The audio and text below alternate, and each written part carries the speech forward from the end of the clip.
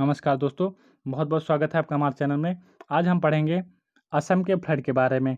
क्या क्या इम्पैक्ट पड़ता है असम के फ्लड से असम के इकोसिस्टम पर और वहाँ के लोगों को पर, और सबसे ज़्यादा इम्पैक्ट पड़ता है वहाँ के काजीरंगा नेशनल पार्क पर। ये सारे पॉइंट को मैं आपको इस वीडियो में बताऊँगा। तो चलिए वीडियो स्टार्ट करते हैं। जो भी फर्स्ट फ्लड चल रहा है वहाँ से असम के लगभग 73 पीपल की डेथ हो गई है और 40 लाख पीपल जो हैं स्टेट और उसके आसपास के एरिया में वो अपने स्थान से डिस्प्लेस्ड हो गए हैं। जो Kaziranga national park and tiger reserve है, इसका 85% एरिया है पानी में डूब चुका है। अब हम जानेंगे काजीरंगा नेशनल पार्क के बारे में। तो देखिए, ये पार्क एक वर्ल्ड हेरिटेज साइट भी है और इसकी चौड़ाई है वो 13 किलोमीटर है और इसकी लंबाई 40 किलोमीटर है। इसका बीच में एरिया है 1055 स्क्वायर किलोमीटर का, जिसे हम जानते हैं Kaziranga national park and tiger reserve के नाम से। ओके, ये एक प्रकार का सैंडविच के रूप में कार्य करता है ब्रह्मपुत्र रिवर और करबी एंगलोंग हिल्स के बारे में। ये पॉइंट बहुत इंपॉर्टेंट है, मैं आपको बाद में बताऊंगा। ओके, ये नेशनल पार्क 3 जिलों में स्थित है, असम के गोलाघाट, करबी एंगलोंग और नागौन डिस्ट्रिक्ट के मध्य स्थित है असम के। ओके, यहाँ पर सबसे ज़्यादा मात्रा में ग्रेट वन हॉर्न राइनोसोरस पाए जाते हैं। 2006 में इसको टाइगर रिजर्व डिक्लेयर किया। ओके, तो हम जानेंगे कि क्या काजीरंगा नेशनल पार्क के लिए एसेंशियल है हर वर्ष बाढ़ आना। तो हाँ, एसेंशियल है।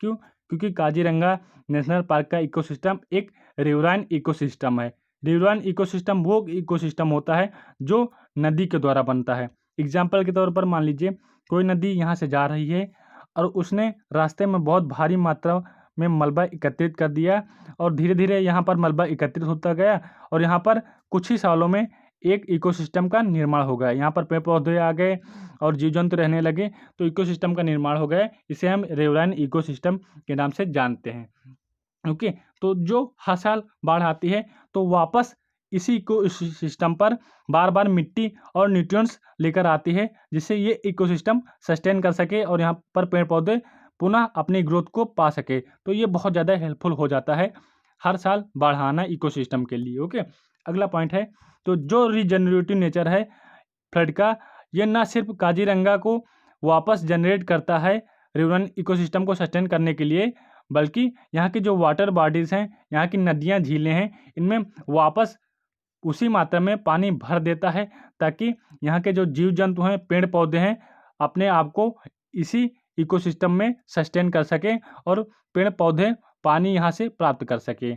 अगला पॉइंट है, जो यहाँ का फ्लड वाटर है वो एक प्रकार का ब्रीडिंग ग्राउंड प्रोवाइड कराता है यहाँ की फिश के लिए। ओके, तो देखिए ये बहुत इंपॉर्टेंट पॉइंट है।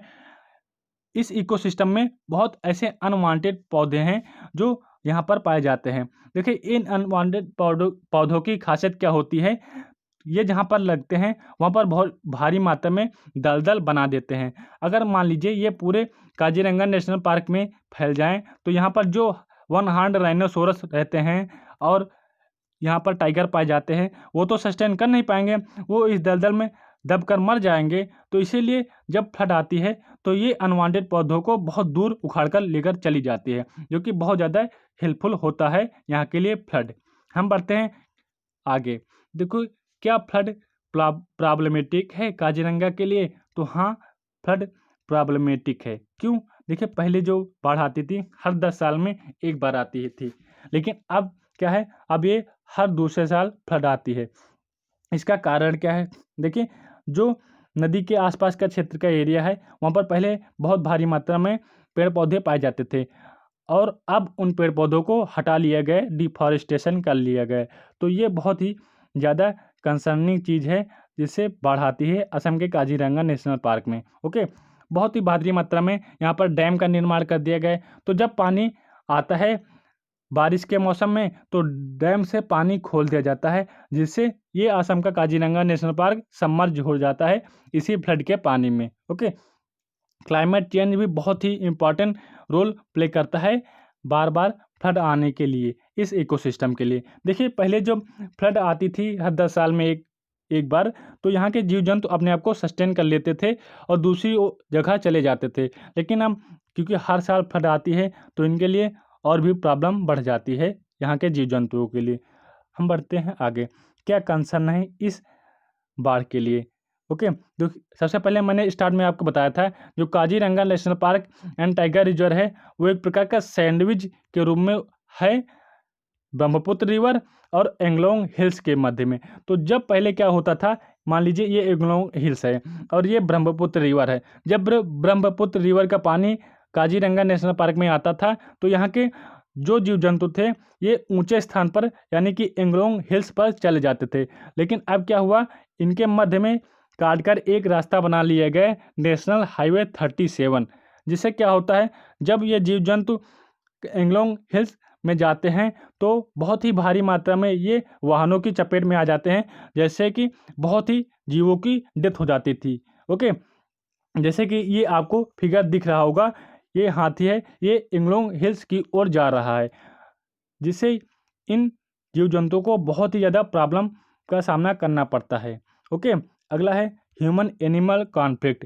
देखिए बहुत जीव जंतु क्या करते हैं, सेफ स्थान चुनने के लिए गाँवों में बसेरा ले लेते हैं, जिससे ह्यूमन एनिमल कॉन्फ्लिक्ट बढ़ जाता है। जैसे कि आप यहाँ पर फिगर देख रहे होंगे, यहाँ पर ये एनिमल फ्लड से बचने के लिए गांव में चला गया था। बढ़ते हैं आगे, सेफ टाइम टू पोचिंग। देखिए जो हंटर होते हैं, जो शिकारी होते हैं, उनको ये टाइम बिल्कुल सुटेबल होता है। क्यों? क्योंकि जो लायन हैं, टाइगर हैं, हाथी हैं, ये अपने जो निजी हैबिटेट हैं वहाँ से भटक कर दूसरे स्थान पर चले जाते हैं, तो शिकारी इनको मार देते हैं। तो इसीलिए मैं बोलता हूँ ये सेफ टाइम होता है पोचिंग के लिए। अगला है सर्वाइवल ऑफ फिटेस्ट। देखिए जो बूढ़े टाइगर हैं, बूढ़े जीव हैं, बूढ़े एनिमल हैं, वो इसी फ्लड में मर जाते हैं और जो नए ब्रीड के यंग एनिमल हैं वो सस्टेन कर लेते हैं। तो ये सर्वाइवल ऑफ फिटेस्ट का थ्योरी हो गई। बढ़ते हैं आगे, कैसे हम इस बाढ़ से यहाँ के जीव जंतुओं को और इस इकोसिस्टम को सस्टेन या फिर बचा सकते हैं। तो सबसे पहला पॉइंट है, देखिए बाढ़ आने से पहले असम गवर्नमेंट को और साथ साथ सेंट्रल गवर्नमेंट को क्या करना चाहिए कि आसपास के एरिया में डोर टू डोर जाकर वैक्सीनेशन करवा देना चाहिए। क्यों? क्योंकि बाढ़ के बाद बहुत ही भारी मात्रा में महामारी फैलने का डर होता है। देखिए अगला पॉइंट ये है कि गाँव में जहाँ पर ये एनिमल जाते हैं वहाँ पर ऑफिशियल्स को, जो यहाँ के ऑफिशियल्स हैं काजीरंगा नेशनल पार्क के, इनको जाकर अवेयर करना चाहिए। पीपल्स को क्या अवेयर करना चाहिए, ये बताना चाहिए कि अगर कोई एनिमल आपके आसपास के क्षेत्र में दिखाई पड़े तो आप तत्काल फॉरेस्ट डिपार्टमेंट को सूचित करें, पोचर्स को यानी हंटर्स को सूचित ना करें, ताकि उस एनिमल्स की जान बचाई जा सके। अगला पॉइंट बहुत ही इंपॉर्टेंट पॉइंट है, इस नेशनल हाईवे पर फ्लड के दौरान सेक्शन 144 जिसे हम बोलते हैं कर्फ्यू इम्पोज कर देना चाहिए और स्पीड को लिमिट कर देना चाहिए, ताकि जो जानवर इस नेशनल हाईवे को क्रॉस करें वो स्पीड से मर ना सके, वो भारी वाहनों की चपेट में ना आ सकें। ओके, बढ़ते हैं हम आगे। ये तो पढ़ चुके हैं।